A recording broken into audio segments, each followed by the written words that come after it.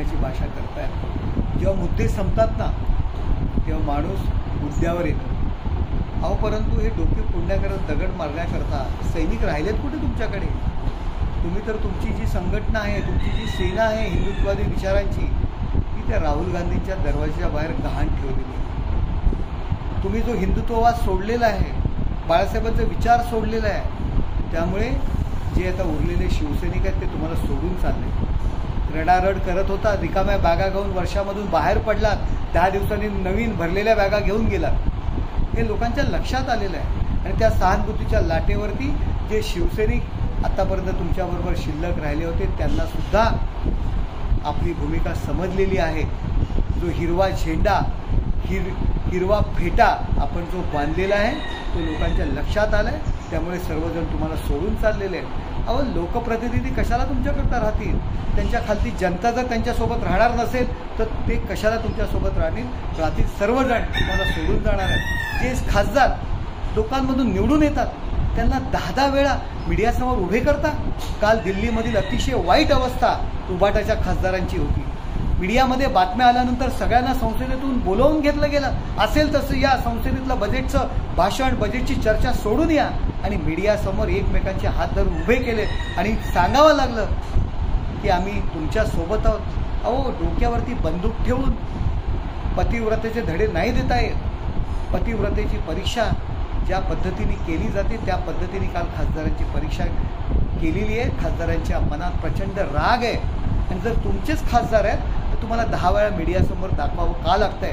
का त्यांच्याकडनं कबूल करून घ्यावं असं वाटतंय? यावरून लोकांच्या मनात, जनतेला ह्या गोष्टी कळलेल्या आहेत, कोण कसं आहे आणि कोण कोणाबरोबर आहे।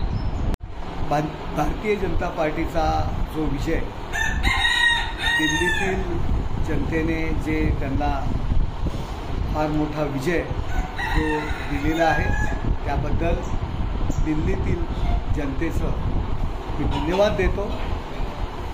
जो स्वतःला फार मोठा नेता समजत होता, गरिबांचा देवता स्वतःला समजत होता आणि पंतप्रधानांपेक्षा मी मोठा आहे, मी पंतप्रधानांना मानत नाही अशी त्यांची भूमिका होती।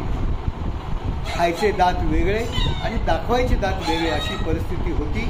अशा नेत्याला घरी बसवण्याचं काम दिल्लीतील जनतेने केलेलं आहे। दिल्लीमध्ये रस्त्यात खड्डे आहेत की खड्ड्यात रस्ता आहे अशी अवस्था होती। इतक्या वर्षात शुद्ध पाणी देऊ शकले नाही, परंतु रस्त्यावर दारूचे अड्डे देऊ शकला। स्वतःला समाजवादी गरिबांचा दाता समजत होता, परंतु स्वतःसाठी लोक झोपड्यांमध्ये राहत आहेत, झोपड्यांचा विकास करू शकत नाही, परंतु स्वतः एक काचेच्या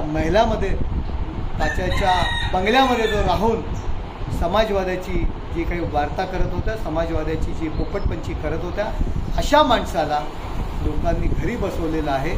आणि काँग्रेस ज्या दिल्लीमध्ये बसून ज्यांनी देशावरती राज्य केलं, गांधी घराणं जे दिल्लीमध्ये बसून त्या संपूर्ण देशावर राज्य करत होतं, त्याच दिल्लीमध्ये राहुल गांधी यांना त्यांनी घरी बसवलेलं आहे। पुन्हा इटलीकडे पाठवण्याकरता आपल्या आजोळी पाठवण्याची व्यवस्था दिल्लीतील जनतेने त्यांच्यावर आणलेली आहे। त्यामुळे दिल्लीतील जनतेने मी आभार मानतो। याचं पूर्णपणे श्रेय माननीय पंतप्रधान नरेंद्र मोदी हे देशासाठी करत असलेले काम, अमित भाई शाह आणि JP नड्डा यांचं नियोजन याला मी देतो।